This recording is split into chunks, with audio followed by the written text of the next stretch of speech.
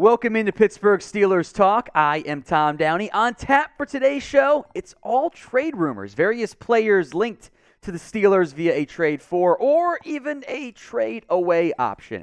Before we get to that, though, we are this close to 18,000 subscribers. We are 54 away. I believe, and I have bet producer Jeremy, that we get there on this show. Let's make sure that happens. If you want free Steelers videos pretty much every single day, hit that big red button and subscribe, youtube.com/SteelersTV. Our first trade rumor is on one Mitchell Trubisky, which I find quite interesting, and there's a lot to break down here. So Jason La Canfora, who now works for the Washington Post, which is interesting, says that the Steelers could look to trade Trubisky before the deadline. And on one level, this does make sense, right? The Steelers are now Kenny Pickett's team. In theory, you could hypothetically get a pick back or maybe low picks back for Trubisky. He's very affordable for anyone that wants him. He has a 1.0, we'll round up to $1.04 million base salary. And I will make note that that number wouldn't be all owed by the new team. It's just the 17 game checks. So divide it and figure out what the actual number is. So less than $1 million the new team would owe Trubisky. A very affordable deal, even just for a backup QB. There are playing time incentives based around 60% and above, which, depending on when you trade him, we'll see if he hits or not. But even then, that's like $1 million or $2 million. So you're in a decent shape there in terms of the affordability for a new team. Here's what Jason La Canfora wrote. Don't be shocked if the Steelers end up moving Trubisky before the trade deadline, now less than a month away. With inevitable quarterback injuries mounting around the league, and this team, meaning Pittsburgh, open to stockpiling more draft capital. Now, if you could find a team willing to make an offer for Trubisky, getting a draft pick or picks does make sense. Whether you are a 3-win team, a 4-win team, or you're still a 1-win team, when we get to the trade deadline, this team is Kenny Pickett's team now. Kenny Pickett is the guy moving forward for Pittsburgh.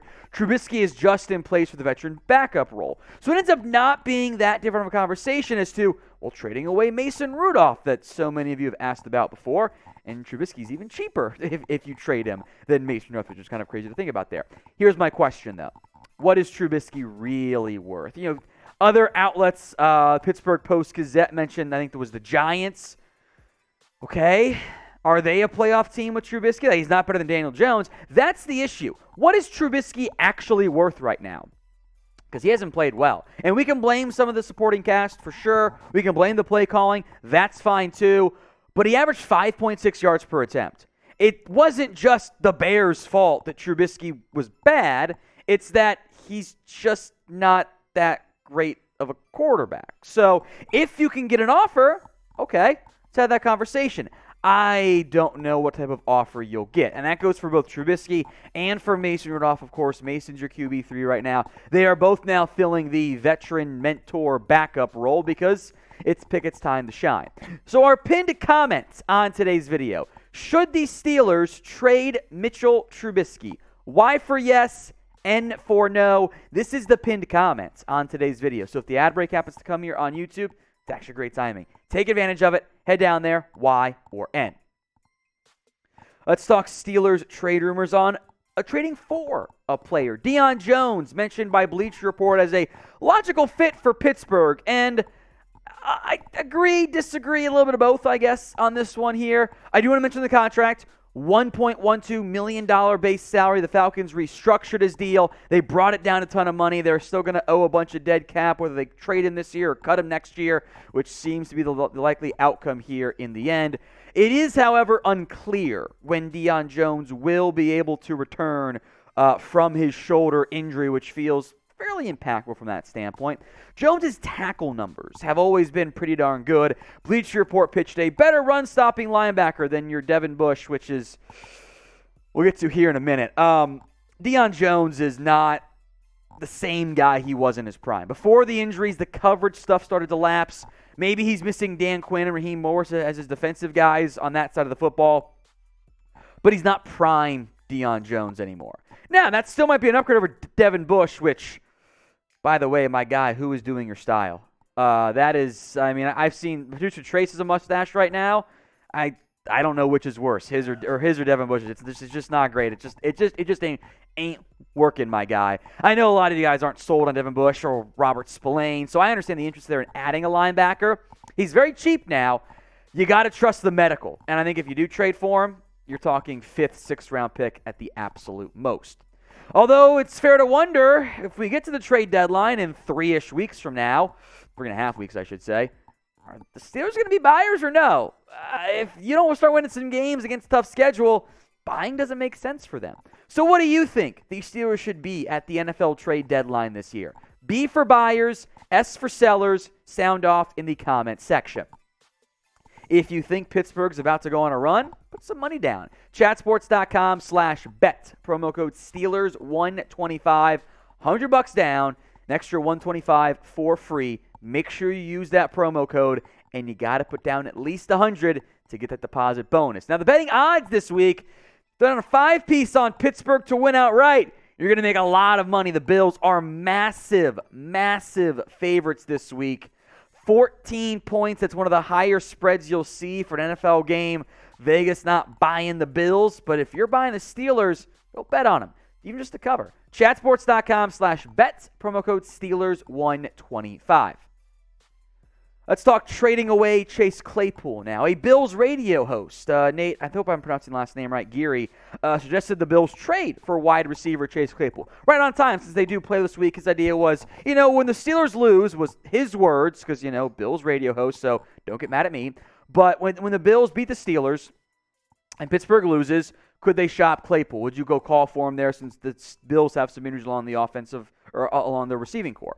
Claypool's been a disappointment this year, to be clear. We've seen promise from him in the past. 873 yards in 2020, 860 in 2021, and I believe that getting Pickett out there might end up helping Chase Claypool. And I do want to make this point too. He's very cheap, 1.12 this year in terms of owed base salary money, and 1.52 next year. Although Claypool has been horrible this year, 11 catches, 79 yards in 4 games. He's got some run as the jet sweep guy too.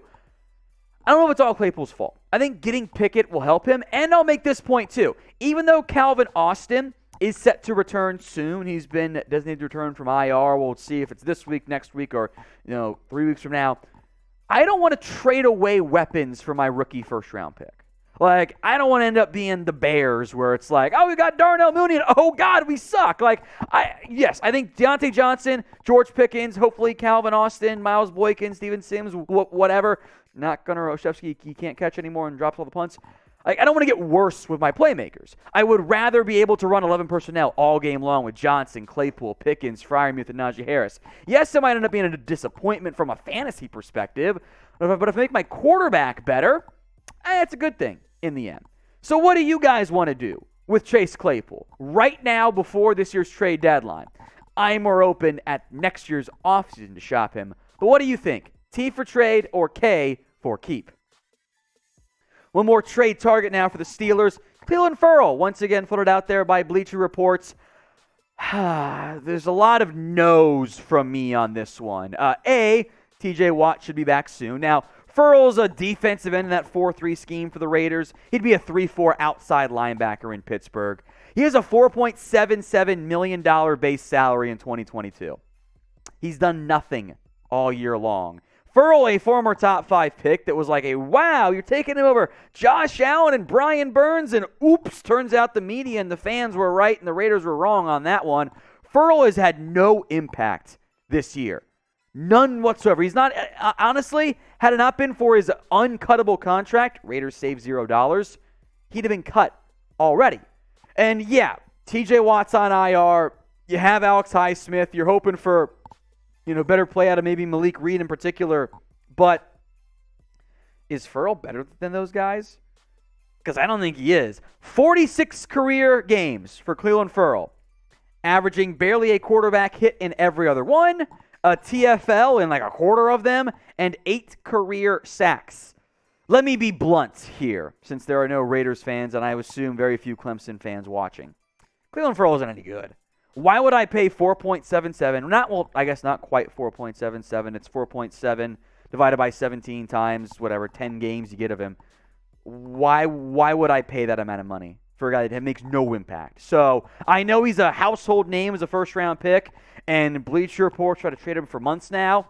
Nobody wants him. It's a bad contract. If the Raiders want to dump Clelin Ferrell, my question is, what draft pick are you giving me? Because I ain't moving any asset, even a 7th-round pick, for a Ferrell and that bloated contract right now. It is a negative asset as far as I'm concerned.